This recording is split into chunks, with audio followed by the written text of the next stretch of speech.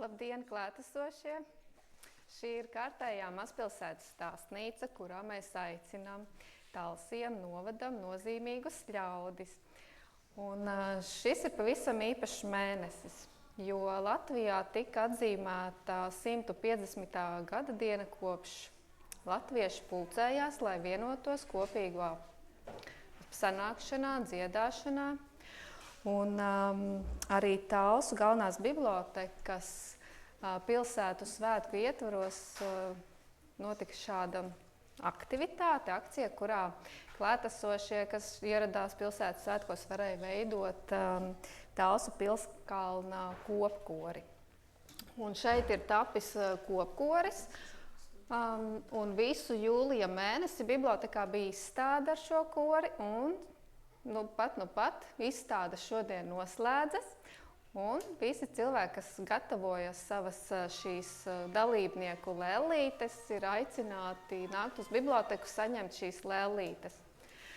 Un uz šādas dziesmu nots, uz skanošas noces šodien var pieteikt kādu īpašu viesi, kas pie mums šodien viesojas. Tas ir muzikālais pedagogs, kurš arī ir dziesmu svētku pūtēju orķestru diškoncerta laiks iet pāri virsdiriģents un pūtēju orķestra Ugāle diriģents Jānis Smilga. Labdien! Labdien, Jāni!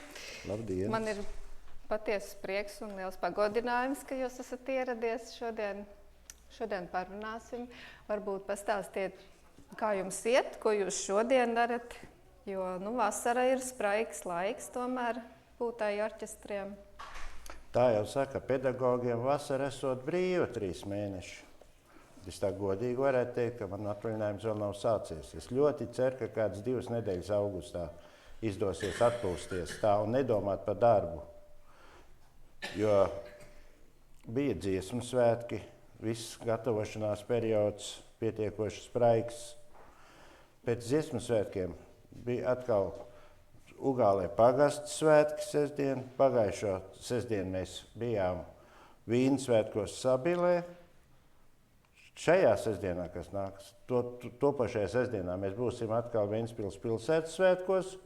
Un skatieties, vasara jau ir beigusies. Jau ar to arī jau sākās jau rudens periods, un tad es gan centīšos mazliet, vismaz 1 nedēļu nedomāt par darbu. Es ļoti ceru, ka tas izdosies.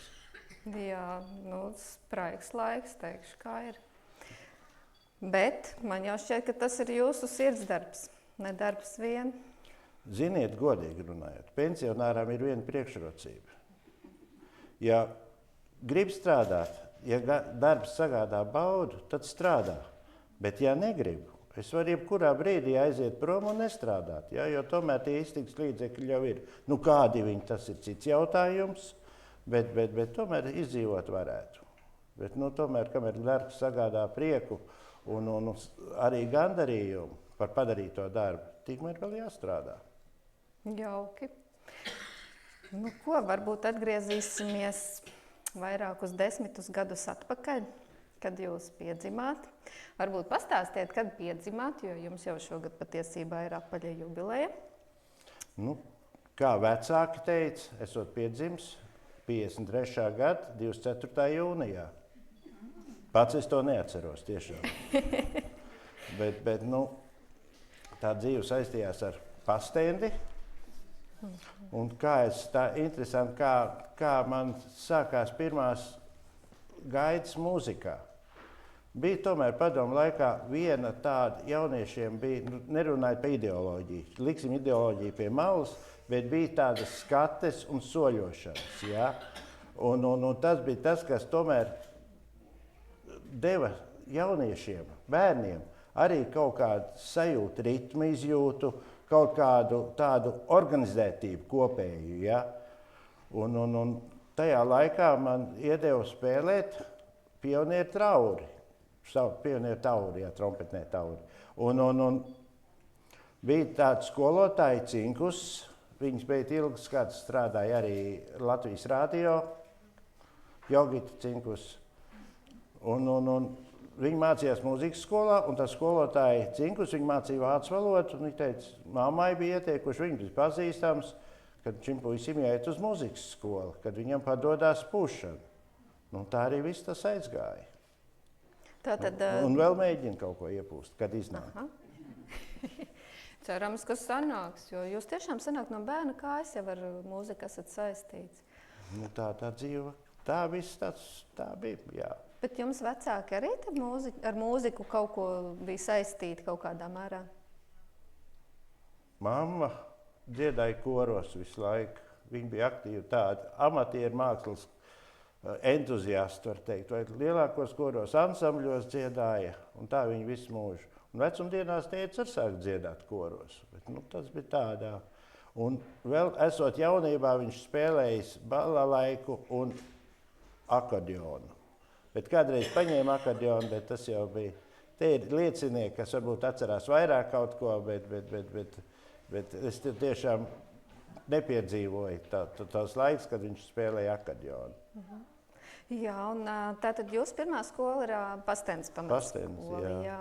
Un ko jūs darījāt pēc šīs skolas pabeigšanas, kur jūs turpinājāt mācības? Es biju nomācījies muzikas skolā 3 gadus un beidzu 8. klases tajā laikā. Un ko darīt tālāk? Nu, ieteica man skolotājs Nelaiķis Aiņas Ēķups, ieteica, ka man jāiet tālāk uz muzikas vidusskolu. Un tā es 4 gadus nomācījos Jāzepa Mediņa muzikas vidusskolā. Tad jūs tāds vēl jauns būdams devāties uz... Viens pats, un tāds kuriozs bija tāds, kad es ienācu viens pats mazās tāds somiņu istabā Mediņu skolās kopmītnēs, un momentāli es pirmajā dienā dabūju iesauku mazpuišs. Tas bija pirmajā dienā, kā es parādījos Mediņu kopmītnēs. Un tā iesauku man orķestrī neviens cits nekad nav saucis arī kā mazpuišs. Vēl bija tādi joki, kad Ordelovskis ir, kā mazpuišam ir vārds? Nezināja neviens. Un vēl viens, es arī savā laikā, tas bija vēl skolas laikā, mācījos, spēlēju Ogres estrādes orķestrī metronoms, un bija kultūras nama direktora, bija Millers kundze, un viņi man izrakstīja, es gāju prom no turienes, es gāju jau beidzu skolu, un gāju uz operetu strādāt. Un viņi man uzrakstīja pirmo darbu grāmatiņu uz Jāņa mazpuišu vārdu. Un tad es saku, bet Millers kundze, es taču neesmu mazpuišus. Kā lai es zinu, kā tevi sauca? Kāds vispār mazpuišu? Un diemžēl vēl tagad man kolēģi, kas satiekās, cik nu mēs esam palikuši, es visu laiku vēl esmu mazpuišs. Nu, ne? Tas tā, no vēstures. Jā, jūs aizjāt uz Mediņu mūzikas vidusskolu, bet kā jums pagāja šī ikdiena tur mācībās? Jūs nenožēlojāt, kad jums nelikās tomēr, vajadzēja tomēr iet kaut kādu citu profesiju? Nē, es nenožēloju to, kad es mācījos Mediņos. Es vairāk nožēloju to, kad es nepiegāju pietiekoši nopietni, nebija tāda mērķa, kā tagad tomēr ir kaut kā jaunieši vairāk mētiecīgi, grib sasniegt kaut ko. Tad bija tā, kā varētu teikt, vairāk peldēja pa straumi. Bija haltūras, bija spēlēja estrādes ansambļos, viss. Bija savu veidu bohēmu. Tas viss notika jau skolas laikā, būsim godīgi. Tas man liekas, ka visi tā laika jaunieši neviens no tā nav izvairījies. Ja, ka tomēr viss tā jautrā dzīve, neteiksim pat jautrā, bet tāda, varētu teikt, varbūt arī bezmērķīgi tā arī nebija. Ja? Nu, kam vairāk pievērs uzmanību specialitātei. Bet pārējos priekšmetus tā vairāk vai mazāk sekmīgs esi labi, tad jau kaut kā uz priekšu tiec. Bet, nu, tādā ziņā tas bija. Un, jā, un beidzot Mediņas iesniedz dokumentus tajā laikā Latvijas Valsts konservatorijā, bet sakrit, es spēlēju estrādes ansamblī, vēl tajā laikā spēlēju metronomā, un bija Pūtvējiņos notika Liepājas dzintaru konkurss un festivāls. Un ko es domāju? Es aizbraucu uz Pūtvējiņiem, uz festivālu, un tā man dokumenti palika Mūzikas akadēmijā. Nu, tad, kad viss rudens pienāca, man bija norīkojums uz operetes teātri. 2 gadus nostrādāju, 2 mēnešus. Man iesauca padomju armijā. Nu, man jau palaimējās, es tur patās netālu arī dienēju estrādes ansamblī Zvaigznīte. Nu, tad tas dienests bija tāda viegla izklaide ar dažām smagākām dienām, teiksim tādi. Ja? Un pa dienu strādājām, nopietni strādājām. Es asfaltu betonu rūpnīcā strādāju, un vakaros bija mēģinājumi. Un mēģinājums notika skolā. Nu, kāds pēc darba, kas pa mēģinājumu varētu būt? Aizgājām un gulējām tur. Kad vajadzēja kaut kādu programmu sagatavot, sagatavojām, un tā visu tur pavadījām. Bet galvenais, ka mēs nebijām vispār saistīti ar to armijas rotu, 150 cilvēkiem. Mēs bijām atsevišķi, pie loga gulējām, paši gājām, kur gribējām. Tā kā es saku, tas dienests, ja kā daudz šausminās, tad to mēs neesam piedzīvojuši. Tad jums armijas laika pagāja tā tīri jautri. Nu, tā varētu teikt, jā. Kā jauniem cilvēkiem pienākas, ja? Nu, jā, braucām mājās no koncertiem, ziniet, ka Zvaigznīte aizbrauc formās, visur mūs cienāja, bija pietiekoši tādi, nu, vēl kā latviski runāja. Protams, bija arī kuriozi, braucot tramvajā uz darbu, ziniet, tās netīrās armijas drēbes, nu, ne tāds novalkāts, netīrs jau nebija, tā nevarētu teikt. Un tad meitenes mūs aprunā tur, ja?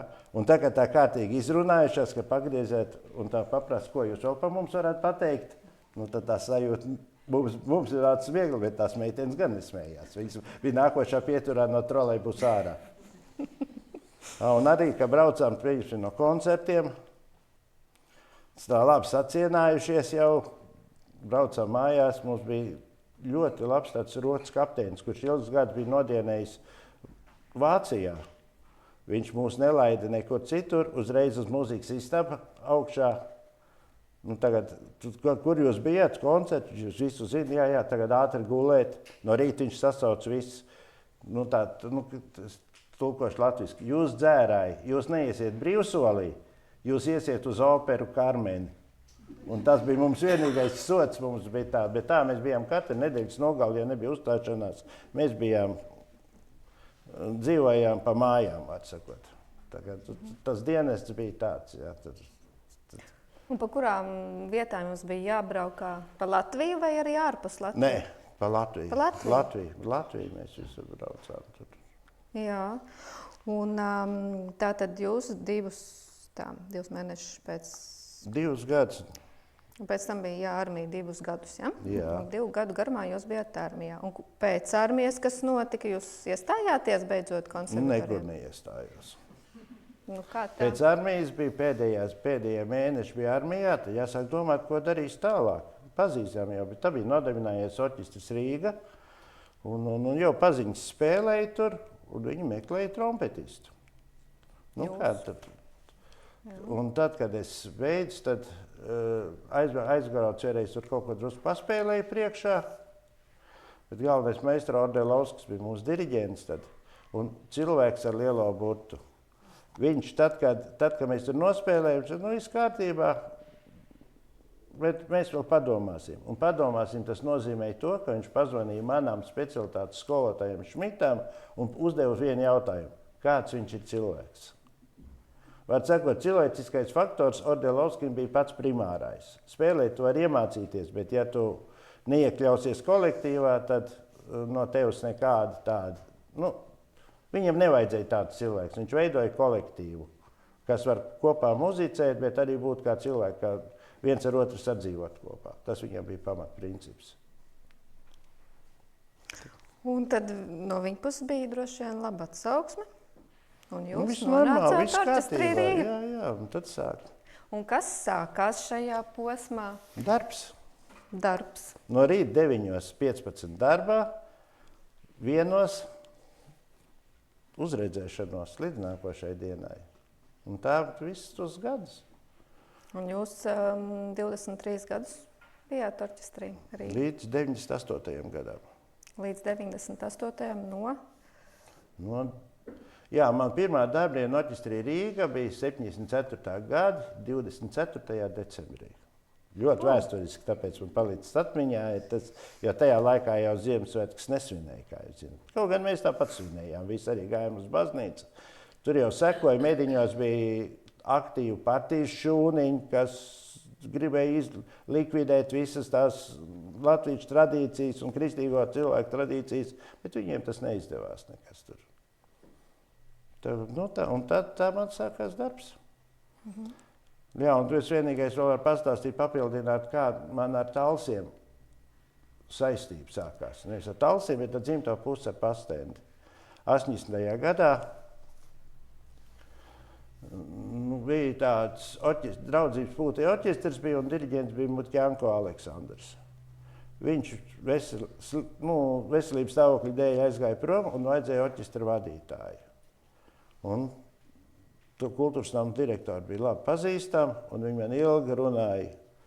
Un tad es griezos pie maistro Ordelovska tajā laikā, ko darīt, jo man nebija nekāda saprašana, ko darīt ar orķestru, kā būt. Vienīgais piemērs bija orķestrs Rīga, bet tur jau tas ir cits līmenis un cita kvalitāte, var sakot. Un tad sāku strādāt. Ordelovska saka, Jāni, mēģini, tev jāiet ir. Kas gan cits, jo pamats, atkal mazliet atgriežoties vēsturē, kāpēc tika dibināts orķestrs Rīga? Orķestrs Rīga tika dibināts, lai veicinātu amatieru mākslu, pūžtēju mūziku mākslu Latvijā. Tieši orķestrs, un tas bija pats pamats Rīgai. Tad sāk strādāt, un tad jau no 80. gada, 30 gadus nostrādāju 30 gadus ne kolhozā draudzībā, bet ar pultē orķestri Tals pusē. Jo, kad likvidējās kolhoz, arī vairs nevarēja pašvaldību, Ģibuļu pagasts nevarēja uzturēt orķestru, un tad nelaiķis Alberts Pavlovskis uzaicināja. Ar tā laika kultūras nama direktori, Biruta Skribāna, arī diemžēl nelaiķi, uzaicināja mūs uz Talsiem, un tā mēs sākam Tals, tā bija Talspūti orķestris. Tā bija tā kā tāda turpināšana. Tas to pašu turpinājums jau. Un jūs šajā 80. gadā sākāt strādāt par diriģentu? Jā. Un šajā Rīgā, pūtē orķestrī Rīga, jūs bijāt kā mūziķis. Kā mūziķis, jā. Un diriģents viņš bija... Jā, brauc uz šejieni, jā. Vienreiz nedēļās, tajā laikā arī kolhozā degvielu atmaksāja un mēneša algu maksāja. Tā kā. Un tā atsaucība bija ļoti pretīm nākoši tieši no kolhoza vadības, kad iegāja pie kolhoza priekšsēdētāja. Jāni, ko tev vajag?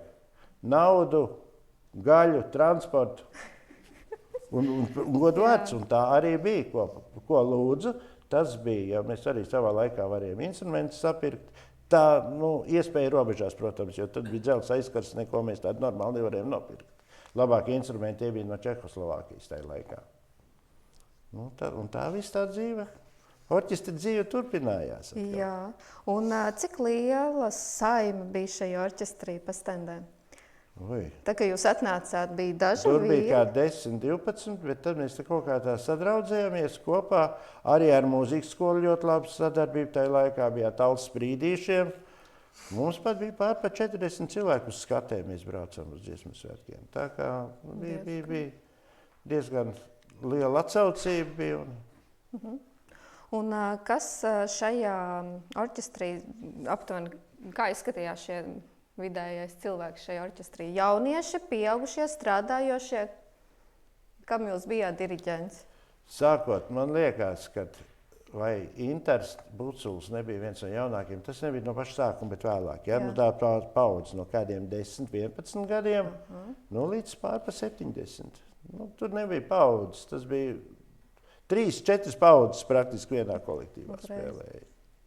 Jā, tie ir iespaidīgi. Tā viņš bija, viss, kas uzaicināja mūzikas skolas perspektīvē, Un tas jau gan bija mazliet vēlāk, ar attieksmi pret darbu, Inter māsa Rebeka. Mums tas bija jau Tals pūtē orķestra laikā. Mums notiek mēģinājums, viņi piedāvā klāt. Diriģenti, vai es nevarētu 1 stundu ātrāk no mēģinājuma aiziet? Protams, var aiziet. Izrādās, viņai tā dienā bija kāzas. Tā bija tiešām tāda atbildības sajūta un pienākuma apziņa pret visu tāds.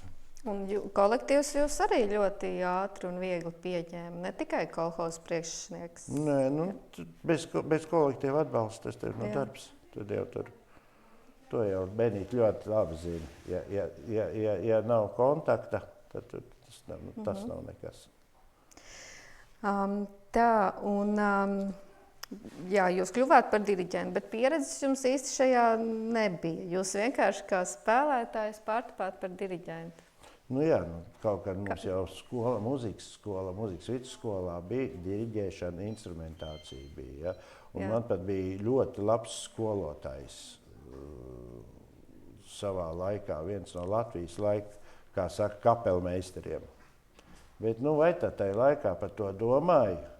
Taču nedomāju, būsim godīgi. Nebija kāda diriģēšana tajā laikā, ja tu kaut kāds 16-gadīgs gurķis, vai tad tu domā, ka tu vadīsi savā laikā kaut kādu orķestru vai kaut ko darīsi.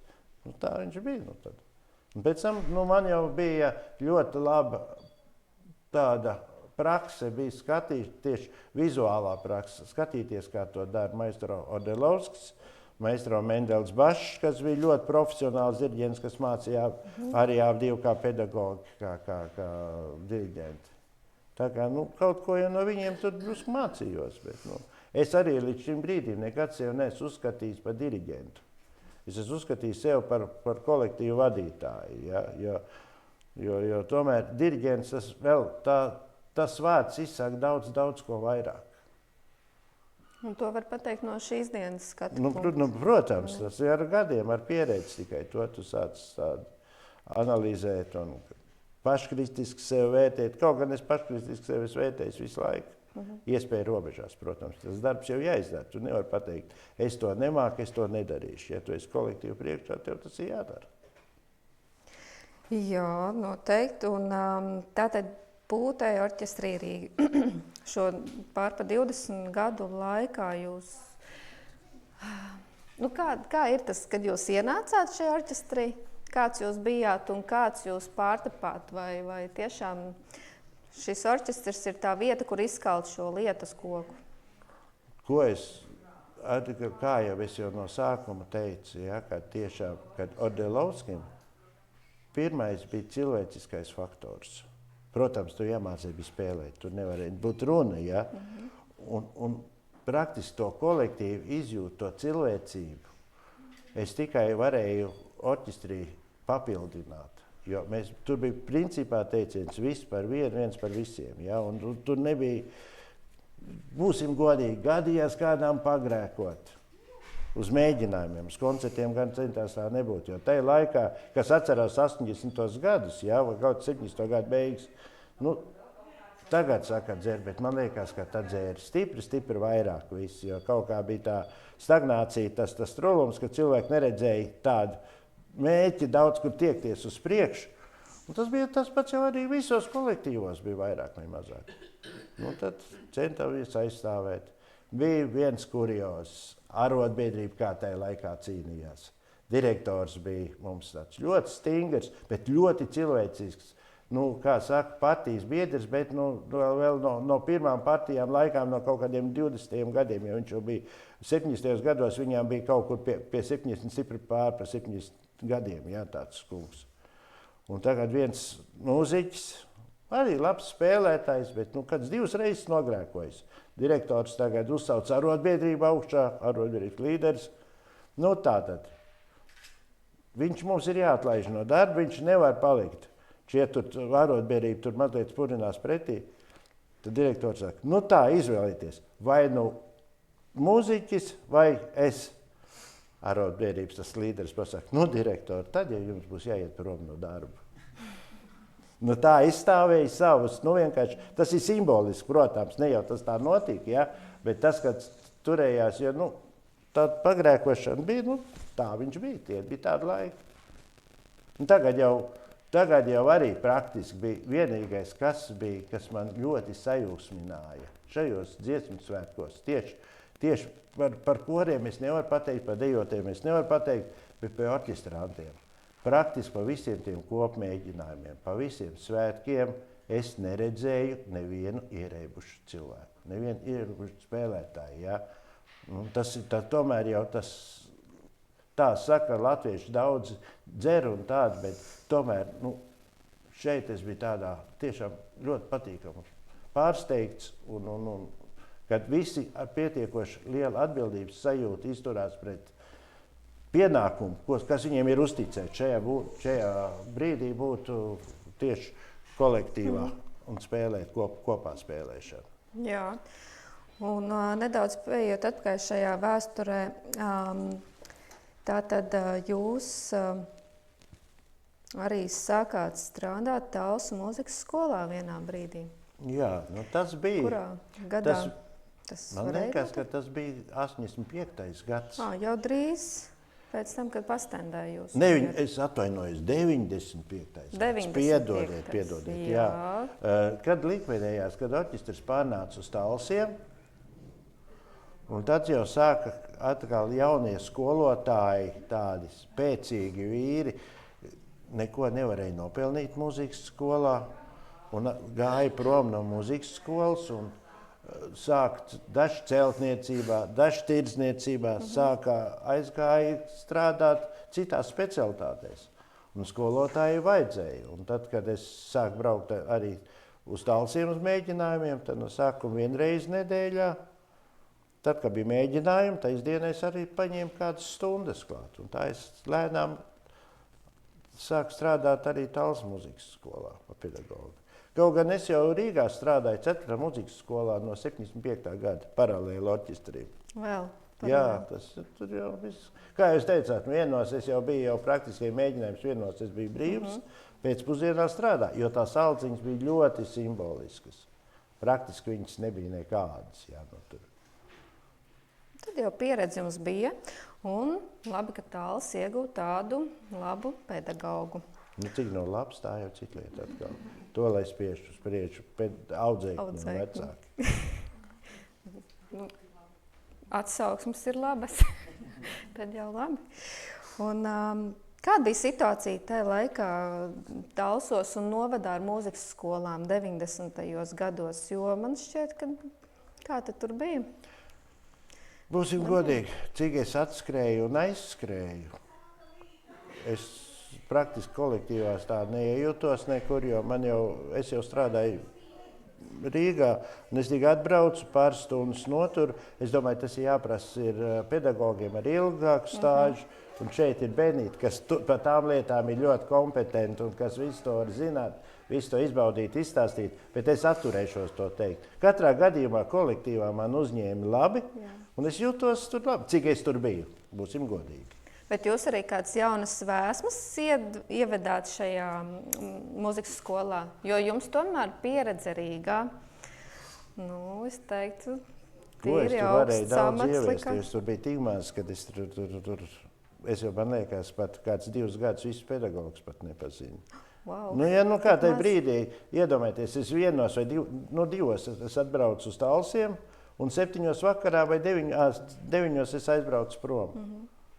Es esmu vienā telpā, vienā viekšā, un ko es tur varu zināt? Un tad, kad es aizgāju izdienas pensijā 98. gada rudenī, tad es sāku iepazīt kolektīvu. Jā, tad sāku strādāt vairāk skolā, un tad gan es iepazinu kolektīvu. Un es varu teikt tikai visu to labāko. Man ir prieks, jo arī man personīgi šķiet, ka mūzikas skolā Talsos ir brīnišķīgs kolektīvs. Jā. Tas ir arī pēc personīgās pieredzes. Un, Bērnu un jauniešu orķestris tika dibināts 2004. gadā. Bet bija tāda nepieciešamība. Un kāpēc? Tas atkal bija tāda interesanta, kā radās tā ideja. Mēs 2003. gadā bijām ar Talsu pūtēju orķestri Ščolkovs, tajā laikā Tals rajona vai novada. Tas rajons ir skaities vēl Sadraudzības pilsētā. Un braucot atpakaļ autobusā, tur bija visi kopā. Bija Lācarus kungs un Kaldmīris bija ķirts, kas novada Ojārs Āboldiņš visi. Un tad nāca tā ideja, tā pārunāšana, kad vajadzētu, kad nav jauniešiem, kad nav sekotāji, var sakot, nav pietrūks jaunie spēlētāji. Ja? Un kā viņus var pieradināt, kā to var ieinteresēt orķestrī būt, tas ir jābūt tam sākumam, kaut kādām sākuma punktām. Un tad tā ideja jau sāka virmot, un tad aizgājām pie Eglītes kundzes. Eglītes kundzes atbalstīja to ideju, jo bija domāts, ka ne tikai kā talsu bērni. Nu, kā bija bērni jauniešu centra, tā bija tā mājvieta. Bet, kad brauks no visa rajona svētdienās, kad vedīs pašvaldības apsolīt transportu, ka vedīs un veidosim jauniešu pūtī orķestri. Rajona apvienoto jauniešu pūtī orķestri. Tas būtu no Talsiem, Valdemārpils, Kolka, Dundaga? Pamatā bija divi. Bija Kolka un Talsi, jo pūtēji praktiski visur bija ļoti maz. Pārējās skolās bija ļoti maz pūtēji. Jā, no Valdemārpils arī atbrauc. Man liekas, ka no Rojas arī kaut kur atbrauc kaut kas drusku. Bet pamatā mēs sākām divas skolas. Tā bija tieši Kolka, kur bija ļoti spēcīgs pūtēji tradīcijas jaunieši. Ja? Un Talsi. Un tad bija pa vienam kaut kur piebrauc. Kādreiz arī mums vienbrīd pat no Kandavas, no blakus rajona brauc kaut kādi vienu vai divi bērni. Bet, Un jums arī diezgan bieži droši vien katru gadu bija jādodās uz skatēm vai uz konkursiem. Un kā jums veicās ar orķestri? Es domāju, ka labi. Iespēja robežās mēs savā grupā praktiski pirmās, otrās, man liekas, pat nebija pamatā pirmās bakāpes. Varbūt, ka otrās arī bija kaut kur. Es nevaru atcerēties vairāk, bet praktiski labi gāja. Un pastāstiet par sajūtām, kā ir, ka šādā dienā ir jādodās un tagad starp dalībniekiem ir jāizceļās. Kāda bija šī gatavošanās? Jo es zinu, ka arī ar tērpiem ir bijušas problēmas, vai ar gadiem tas atrisinājās. Vai uzvedība bija laba, varbūt arī kaut kas bija atgadījies, kaut kāds instruments mājās aizmirsts kādam. Kā notika šī gatavošanās? Par instrumentu mājās es tagad tādu īsti nevaru atcerēties. Varbūt, ka tur bija. Man gan pašam bija par instrumentu, ja tieši. Ja? Mēs braucām sākot no 91. gada ar kvintetu, ar Rīgas kvintetu. Mēs tur tādos ansamblos bija sadalījušies un sākām braukt uz Vāciju. Un pirmos kaut kādu vienu gadu laikā mēs braucām uz ielām tikai spēlēt tajā laikā, kad algas nebija. Mums no darba laikņiem bija bezalgas atvaļinājums, jo naudas nebija nekur. Jā. Un tad jau mums izveidojās kontakti un sākam braukt praktiski pa Vestfālijas, Ziemeļreinas Vestfālijas, pa to apgabalu. Tas ir Minstera, Bielefeld, Osnabruk, pa to pustur ar koncertiem. Jā. Un mūs tur aicināja un sadraudzījāmies ar ļoti daudz vāciešiem, tieši tādiem mūzikas mīļotājiem, jo viņiem pūtēji mūzika ir ļoti populāra. Viņiem tieši arī baznīcās ir ļoti daudz saucamie pazaunenhori, ja, tādi bleķu pūšama instrumenta ansambļi. Ja. Un ar mums vienā tirgā jāspēlē vienā reizē aizbrauc, mēs tur dzīvojam tādā jauniešu mājā, aizbrauc visiem instruments ārā, es pats biju pie stūras. Es skatos, bet kur mans instruments? Mans instruments palicis tur, kur mēs dzīvojam, tai mājā. Nu labi, ka organizators bija, kam piederēja mūzikas instruments, tā mēs kaut kā veiksmīgi atrisinājām to problēmu. Tas bija tā pa instrumentu aizmiršanu, tā kā man pašam tas ir gadījies. Bet bijām aizbraukuši no tās vietas, kur dzīvojam kaut kāds 160-180 km. Tālu prom, viss, tad brauciens. Bet tagad par tērpiem, kā mums bija. Mums uzšu jauns tērps, mēs braucam uz konkursu Polijā ar jauniešu pūtī orķestri. Šuj tos tērps, jābrauc ārā, tērpi nav. Mēs ar autobusu sākām braukt, tērpi nav. Mobīlie sakari bija, tad jau kaut kāds sākās, te bija 2000. gadu, kā jau kaut kad ap 10. gadu apmēram, es gadu varu kļūdīties. Aizbraucam uz turieni, tērpi vēl nav, bet ir ceļā. Nu jau ir kaut kāda cerība. Otrā rītā mums jāspēlē konkursā, tajā iepriekšējā pašā vakarā, vai nē, es atvainoju, 5 no rīta mums ievērt tērpus, uzšūti. Nu, tas bija tāds kurios ar Polijas pašā galā pie Čehijas robežas, pie Tatriem. Bet tā arī bija. Jūs bijāt paredzējuši, jā, tomēr neatved. Ko jūs? Droši vien baltos kreklos. Mums jau tā cerība nezūd līdz pēdējām. Ja? Bet ziniet, kā šitādā ceļā. Pirmkārt, tas pats šuvējs, pats pie stūras. Tas jau tur varēja gadīt. Tas pats, kas šūj, tur es neatceros uzvārdu vairāk vai kādu. Jo tajā laikā jau nebija, kas šuj. Vairāk, kur vajadzēja, tur pieņemsim 40 vai vairāk, mēs tas šuj tās krekls tāds šūj. Krekli bija tā. Bet iznācāt tomēr visi vienādos starpos. Viss notika, jā. Un iepriekš savukārt padomju laikos jūs uzstājāties, tur bija arī kaut kādas formas vai katram savi?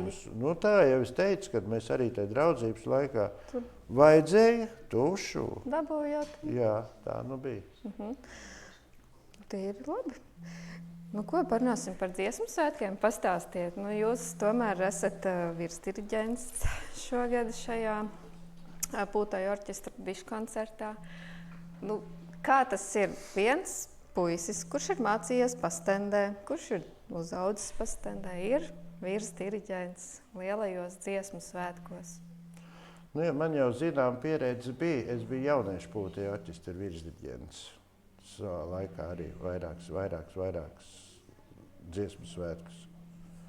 Tā kā tāda pieredze bija, protams, ir jau it kā tas liels pagodinājums, bet ir vēl lielāka atbildība par to. Un ieraugot to orķestru masu, mēs izbraucām visus tos kopmēģinājumus cauri pa visiem reģioniem un par Latgalviem, Zemgalvu, Vidzem, var sakot, visu izbraucām, bet tā tie bija mazāk tādi tie mūzikas grupējumi, viena zāle pilna, bet tad, kad uzkāp uz tās skatuves un kad tu skaties, kur tu redzi visur spēlē, kad tev ar bungām jādabū kontaktus, kurus gandrīz vai binokli jāskatās, kā tāda maza cilvēciņa tur tālu. Tā sajūta nav tāda, pacilātība no sākuma. Tas ir lielāks satraukums par visu. Kā būs? Bet, tad, kad sāk, un tad tu jūti, kad tas orķestris, kā saka, aiziet, ka sāk skanēt un kad uz tevi skatās un ka kaut kā var, ka tomēr viņš ir kopā tā veidojās, tā muzikālā vienība, kopskaņa veidojas un ka tur var, protams, runājot par kaut kādām dinamikām, par kaut ko tādu. Es skatos, tajā orķestrānti ir un mums prieks redzēt arī tieši Kolks pārstāvis, kas ir atbraukuši, un Viestur Ērika meita arī, tā kā Ivēt prieks, ka tu esi, Iva. Tie ir atkal no pamatlicējiem Kolks Pūtāju orķestri, un tad tas tāds prieks redzēt jūs šeit. Jūs jau varbūt vairāk kādu jūs tā sajūta bija kopā būšana, un ja jūs pieņemsim arī vēl turpināt braukt, iedomājieties Kolku Ugālu, mazliet ir attālums, kur braukt, Ir. Un tur prieks par Pūtāju mūzikas entuziastiem, kam patīk spēlēt un kopā būt.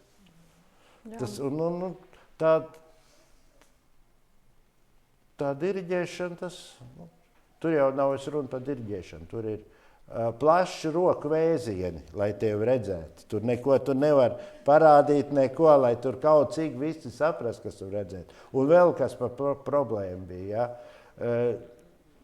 ļoti daudz bija bērni arī, un mazi bērni, kam tādi mazi augumi. Viņi jau priekšā stāv kaut kāda liela onkuļi. Tie bērni taču neko tur neredz, tur vispār doma nav kaut ko redzēt. Un tad tik skatījāmies mēģinājumos diezgan bieži. Viņi pagriežā muguru pret diriģentu un savā starpā sāk kaut ko tur darīties. Un tad tā bija tā lielākā problēma sākumā, bet beigās jau, tad, kad skolotāji diriģenti bija blakus, tad jau to problēmu arī atrisināja. Bet jūs jau, es ceru, ka skatījāties, klausieties Pūtāju koncertu arī. Tad, kā jums no malas, vismaz mums jau likās, ka tieši tā muzikālā puse bija tīra laba. Tā organizatoriskā tādā ziņā, ka cilvēki sēdēja nevis tā kā amfiteātrī uz augšu, tā vieta, kas izvēlēta, bet tieši uz leju. Ja tu redzēji tikai pirmās rindas, pārējos orķestrāntus tur nevienu nevarēja redzēt. Un lielās ekrāni arī nerādīja. Ekrāniem bija tur tas montāžs visā, tur tas kadrs, ko rādīja.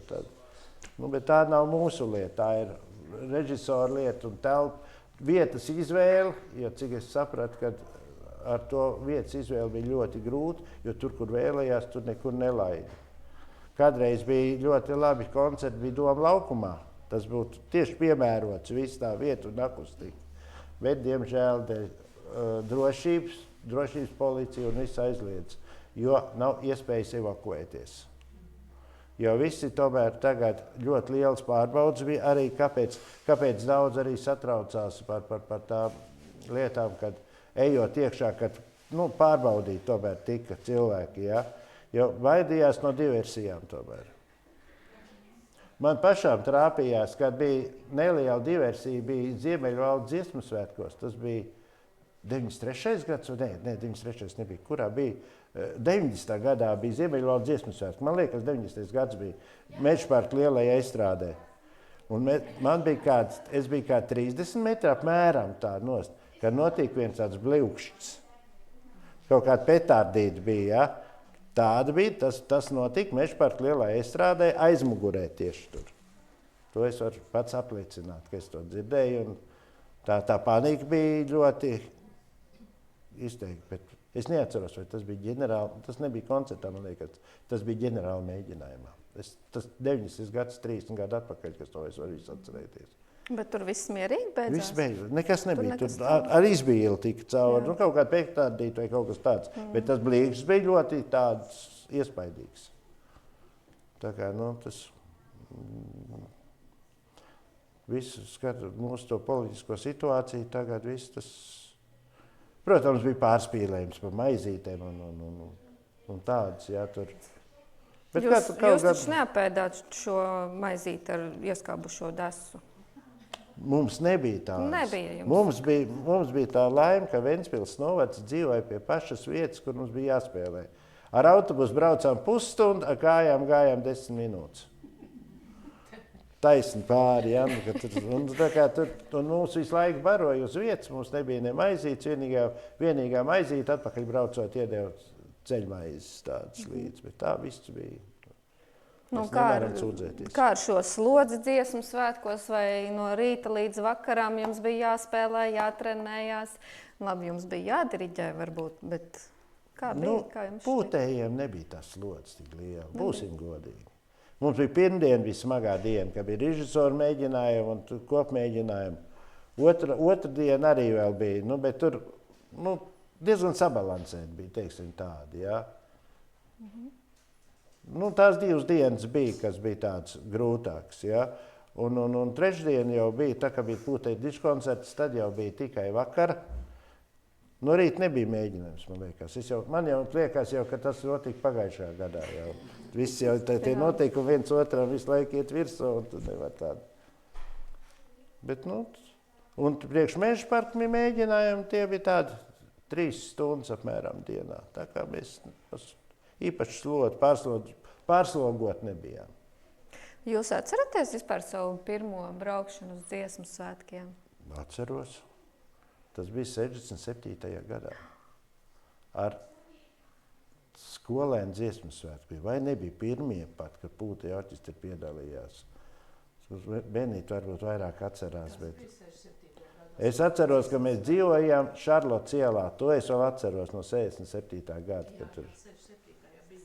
Jā, un tad tie man bija pirmie dziesmu svētki, jā. Jā, man bija 60. arī ar, es atvainojos. Jā, droši. Arī ar skolniekiem, un es arī biju skolēna pirmsdiriģente savā rajonā tikai, un Republikā es biju sieviešu koru pirmsdiriģente, sieviešu koriem, bet ar skolēniem es biju tikai savā rajonā, Gulbenes, tur es strādāju. Tā kā, Un kā jūs tagad, ja nedaudz jāsalīdzina, tais laikos, kā bija būt dziesmu svētkos? Vai šī sajūta ir kaut kāda, kas nekad nav mainījusies, vai tomēr ar gadiem mainās visa šī dziesmu svētku būtība? Es domāju, ka mainījies ir pirmkārt repertuārs, un otrkārt ir atbildības sajūta. Man jau gadījās arī visus skolēnu dziesmu svētkus, kad sāka Rīgā spēlēt, un arī lielos dziesmu svētkus pavadīt pamatā visu laiku uz estrādes, jo orķestris Rīga bija pavadošais orķestris, kas pavadīja visus korus. Tur mums diena sākās, es atceros, 9 no rīta un beidzās 11 vakarā.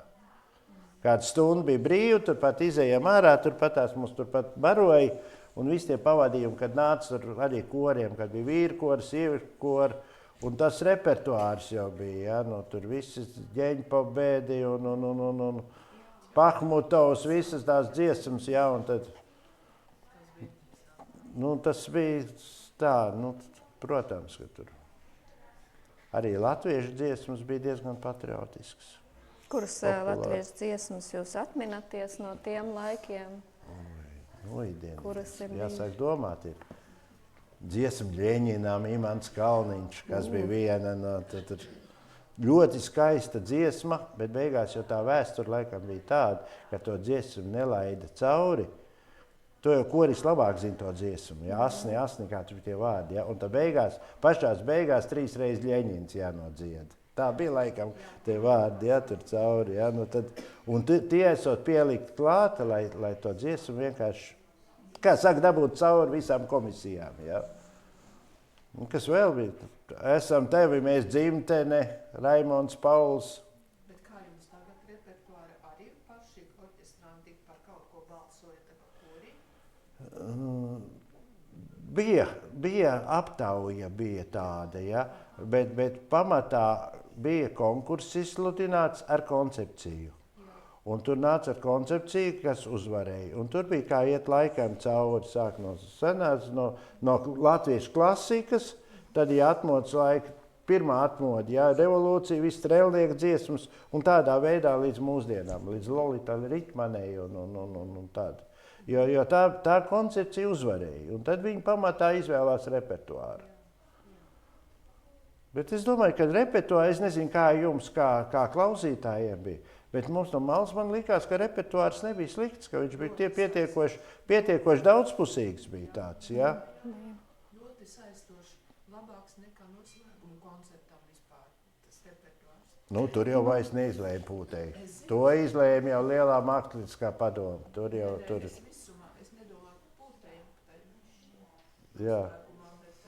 Vispār visā visumā man tur būtu, teiksim, kaut kāds būtisks iebildes.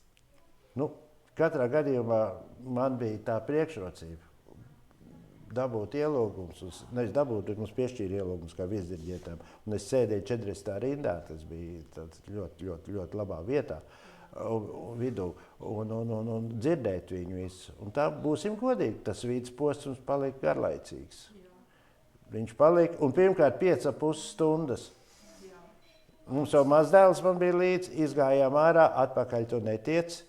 Tur, jā, nu tas ir tāds, nu par to jau diskutē katros dziesmu svētkos, ka viņš ir viss pa garu, bet nekas nemainās. Bet cilvēki arī nāk un dziedātāji pulcējas. Ļoti daudz staigā. Staigājas? Nu nevar nosēdēt. Jā, nevar. Sēž visi aizmugurē, un tagad arī veselībā, es atvainojos, ka es iejaucu, vai ne tas doktors arī saka, ka tik daudz, tik pilnas eļas nav bijušas nekad, un ja vajag kādu ātro palīdzību, piemēram, viņi jau var braukt arī pa eļām ātri, vai ne? Viņi nevar tikt klātam cilvēkam. Daudz staigā cilvēki tagad. Jo nevar jau nosēdēt. Otrkārt, otra dzīve jau notika aizskatuvē. Tad, kad es izgāju, kas tur notika pie tām bufetēm un pie tās ēdināšanas zonas, ja, tur praktiski, kad tu iesāc stāvēt, bija tā, uz koncerta beigām, pat labi, ja tu tik pie ēdiena, ja, tad, nu, tas tā kā, nu, un vēl kāpēc viņas tās ejas bija pilnas, tāpēc, ka nelaida dziesmas izpildījuma laikā nelaida cauri. Ja? No vienas puses tas ir labi, ja? Bet ja viņš ir 5,5 stundas, nu cilvēks pie labākās gribas nevar tur. Ja? Un bija ļoti daudz bērniem, bija ģimenēm, bija ja? tieši tie klausītāji, skatītāji. Ja? Nu, tad par to jau runā, bet man liekas, nekas nemainīsies. Paies 5 gadi un tas būs aizmirsts atkal visu. To jau mēs skatīsimies. Bet, jā, jūs tātad, cik dziesmu svētkos tad esat piedalījies jau kopš šīs 67. gada? Jau? Praktiski visos. Tikai vienos es biju kā klausītājs dziesmu svētku 100-gadē, jā. Zābakos un mundierī. Tas bija 73. gads tieši, kad es atrados Krievu armijā. Un es atceros to datumu tieši tāpēc, kad atnāca mājās tāds emociju pacilāts, mūs tur viss nostādīja ierendā, un es kaut kādas savas emocijas, ko es tur stāstīju vai kaut ko tādu, par to es dabūju mazgātāju vakarā grīdu vēl. Tas man tāds dziesmas vai 100 gadus atmiņas no tā ir palikuši. Bet tas simboliski, tas tur veidieniņās. Cik nav, tas grīdas mazgāšana nav tas smagākais darbs. Jā, un tā runājot par dziesmu svētkiem, tad kā jums šķiet, vai dziesmu svētkos nākotnē, protams, izņemot šīs pauzes, ka nevar tur cilvēki staigāt, bet vai varētu arī kaut ko vēl uzlabot, mainīt? Kā jums šķiet? Jūs esat tomēr bijis gan kā apmeklētājs, gan kā orķestra dalībnieks, gan kā diriģents. Protams, mainīt var visu, bet vai būs labāk? Tas ir jautājums, kurš zinās, kā ir tas pareizais. Kurš būs tas gaišreģis, jā? Un vēl jau ir lieta, ka tomēr, cik es tā saprotu, jā, neviens jau to skaļi nerunā, bet tās kompozīcijas, tās dziesmas, tie jaunieku autori un viss, katrs grib kaut kur sevi dabūt iekšā, būsim godīgi, jā, tā ir konkurence arī kaut kur, jā, bet vai tas... Piemēram, es atvainojos Ritmanai, tā garā dziesma, kas bija noslēguma koncertā, to milzīgi garo ievadu, ka nevarēja saprast, vai tas būs kora dziedāmais gabals, vai tas būs tik milzīgi gara. Un viņai jau tā nebija vienīgā kompozīcija dziesmu svētkos noslēgumā. Viņai vēl bija citā koncerta arī. Viņai bija pūtējiem, bet es tikai vislabākās atsauksmes var teikt. Es domāju, ka spēlētāji ar. Viņai bija 3-daļīga, pāri laikiem tāda svīta. Viņa bija ļoti laba. Ļoti laba, profesionāli noinstrumentēt, mūsdienīgi. Brīžiem drusku amerikāniska tāda jau, kā jau viņas tomēr. Viņai ļoti skaista mūzika. Jā. Viņai ļoti skaista mūzika vispār. Bet tā kā, visu cieņu viņai, ka viņi tomēr atbrauc uz Latviju un ka viņas skaņdarbs bija iekļauts dziesmas, viņi to ir pelnījusi, kas tomēr ļoti, ļoti latviešu, tieši latviskumu nes pasaulē, jā, un ka viņi pat atbrauc. Tas jā, bet, es nezinu, man viss skumīgākais man bija. Beigas, ka viss bija noguruši, ka aizgāja tomēr ļoti labas kompozīcijas aizgāja uz bisu, un ka gaismas pils bija pļaka. Tas bija, godīgi sakot, visi, kas ar koru vai kaut kā ar mākslu saistīts, tā ir kulminācija tomēr vairāk, jā. Nekā, ir jau skaistas tās dziesmas, visas ir, jā. Bet arī var runāt par diriģentu, virsdiriģentu piemērotību kādai dziesmai. Piemēram, kad mūsu arī bijušais virsdiriģents Jānis Dūmiņš, kā viņš diriģēja Jāņu vakaru, tad tur labāks nekad nekas nebūs. Bet jāskatās, kurš no tiem virsdiriģentiem var to vislabāko sniegumu sniegt. Un tas pats ar gaismas pili, ko tu tikko pieminēji. Jāskatās, kurš diriģents to var pacelt tādā neatkārtojamā līmenī. Nē, tas var būt. Es pat nezinu, kā viņiem. Es tik zinu, kā man personīgi. Piemēram, mūsu cepulniekam bija tikai viena dziesma noslēguma koncertā. Ar Romānam Vanagam 4 dziesmas. Kā? Es nezinu. Es to neesmu līdz kursā. Es tik zinu, ka pa sevi ko pateikt. Man piedāvāja to, ko es diriģēju, to skaidrāk man piedāvāja, vai tu gribi viņu, tu ņemtu viņu diriģēt, jā, man tā paprasīja. Es piekrītu, tā es sapratu, ka visiem bija tā sadalīts, apmēram, tev jādiriģē tas, bet vai tu ņemtu, vai tu viņu būtu ar mieru, tā varētu teikt, jā, un es nezinu, kā bija koriem, kā tas viss notiek.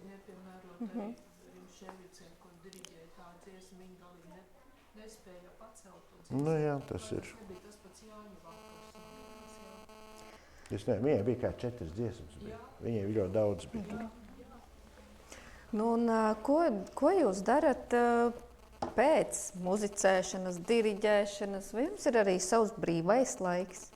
Jā, sēdēt uz traktoriņa, pļaut zāli, skaldīt malku, zāģēt, mežu patīrīt, palasīt Kolorādo vaboles. Pamakšķerēt varbūt. Jā, dīķis ir mājās, bet šogad es vēl makšķeru viņai nesiemets. Tad maz. Mums palaimējies, ka tiešām maz viņas ir maz. Man ir ļoti liels kartupeļu lauciņš, apmēram tā kā šitā mazā telpiņa, kur mēs sēžam tādu.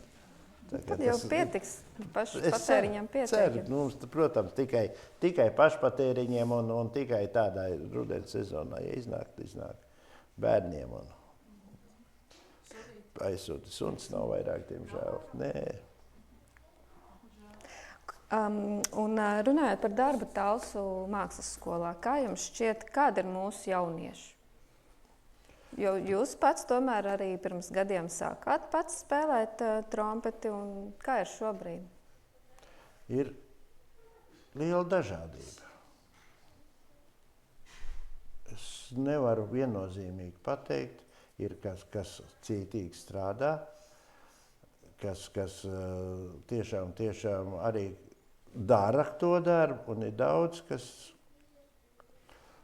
praktiski, tā godīgi runājot, praktiski nedara neko.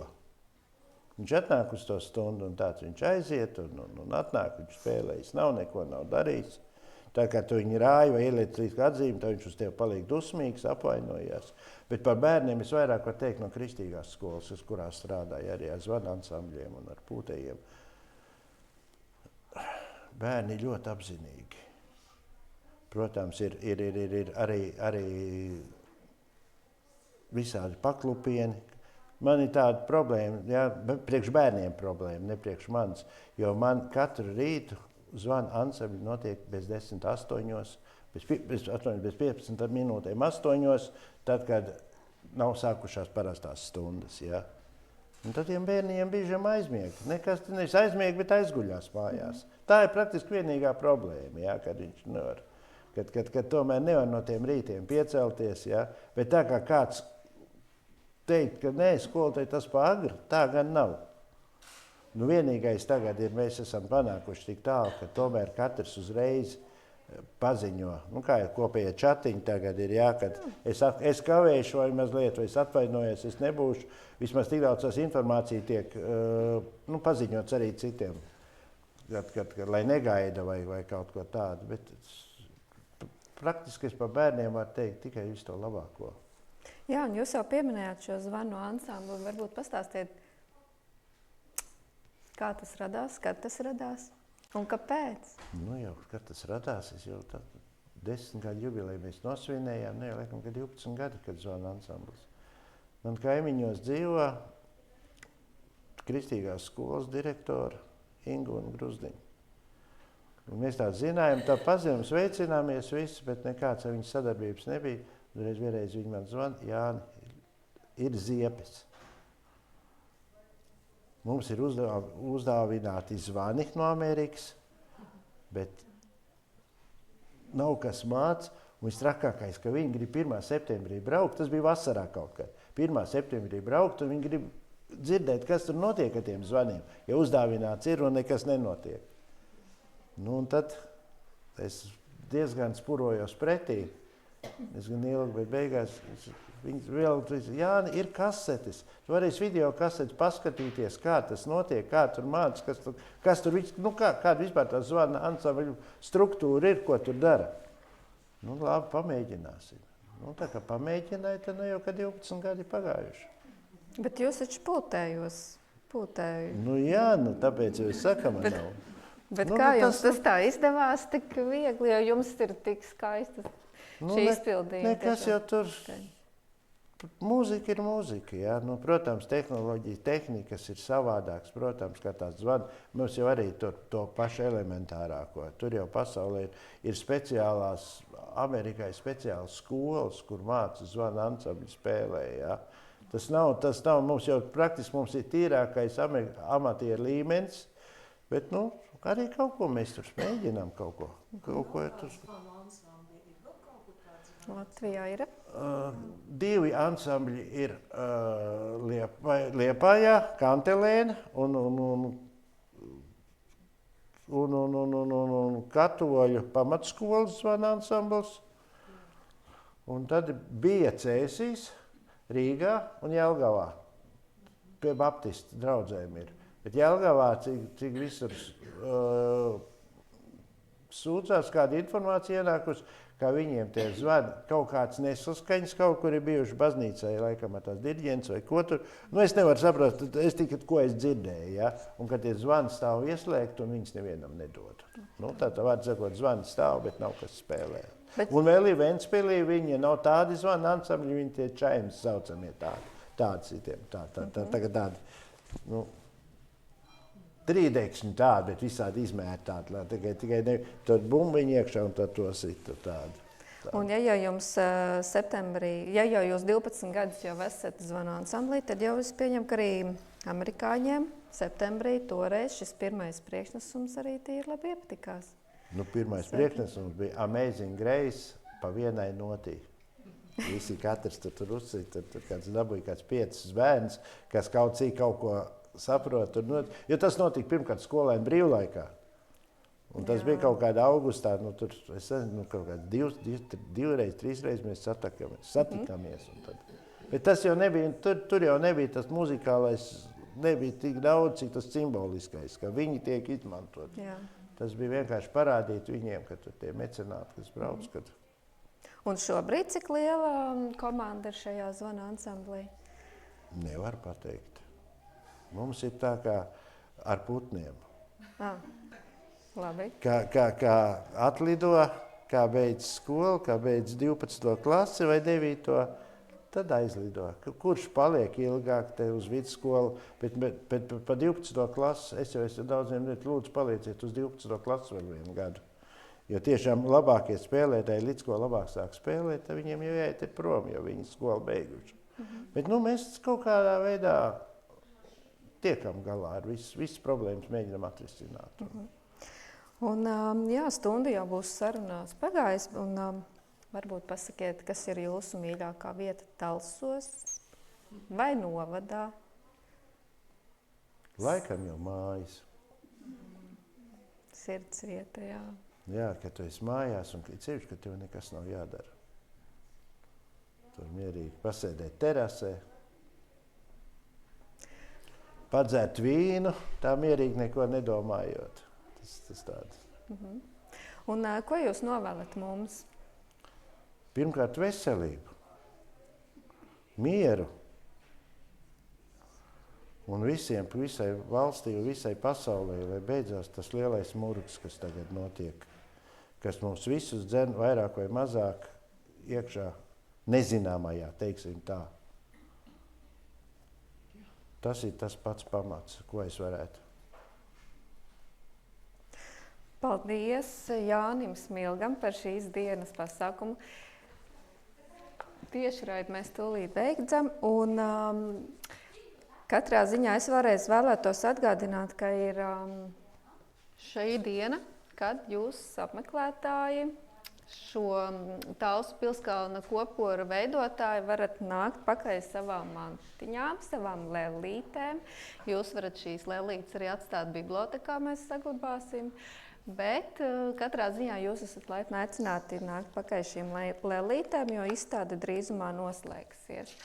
Un paldies Jāni par stāstu.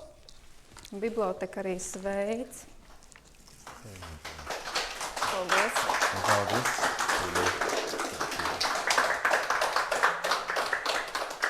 Paldies, ka jūs bijat tik pacietīgi un uzklausījāt mani. Paldies. Kā būtu teicis dažs labs prezidents, uz to mums jāiet.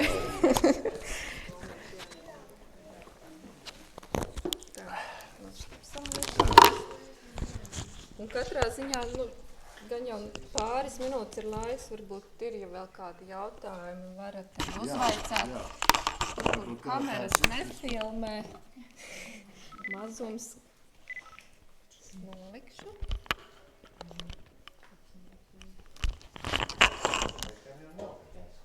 Es gribēju piebilst, ka jaunību skolā es ieviesis ārkārtīgi lielu mieru un labestības garu.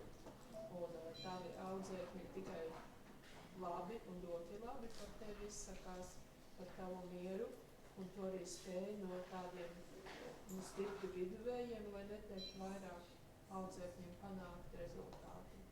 Tā tu man īsti neesi dzirdējis. Jā.